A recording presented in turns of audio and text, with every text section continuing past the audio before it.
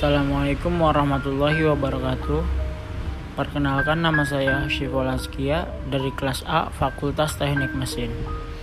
Saya akan menjelaskan tentang proses penciptaan manusia berdasarkan Al-Quran.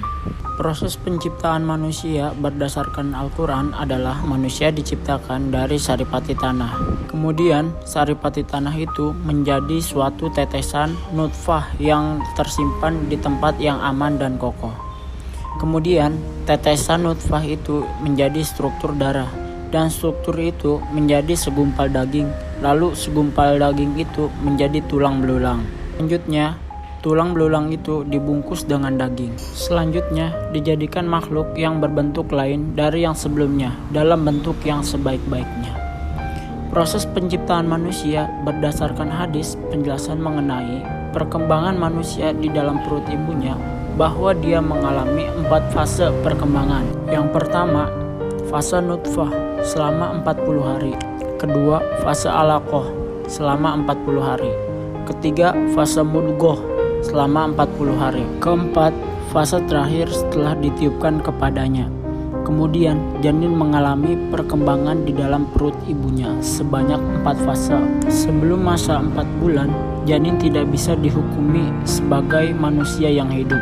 Jika janin gugur sebelum memasuki usia 4 bulan, maka tidak perlu dimandikan, dikafani atau disolatkan, sebab ia belum menjadi manusia. Setelah berusia 4 bulan, ditiupkanlah kepadanya, dan sejak itu pula dapat dihukum sebagai manusia yang hidup.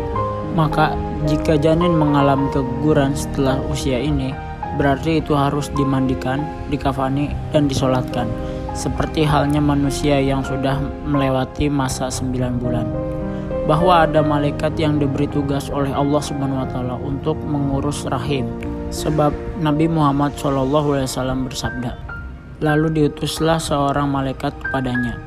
Maksudnya, malaikat yang dipasrahi mengurus rahim. Segala keadaan yang dialami manusia dituliskan untuknya ketika dia masih berada di perut ibunya, meliputi masalah rezekinya, amalnya, ajalnya, dan apakah dia sengsara atau bahagia. Nah, itulah penjelasan tentang proses penciptaan manusia berdasarkan Al-Quran. Kurang lebihnya mohon maaf. Wassalamualaikum warahmatullahi wabarakatuh.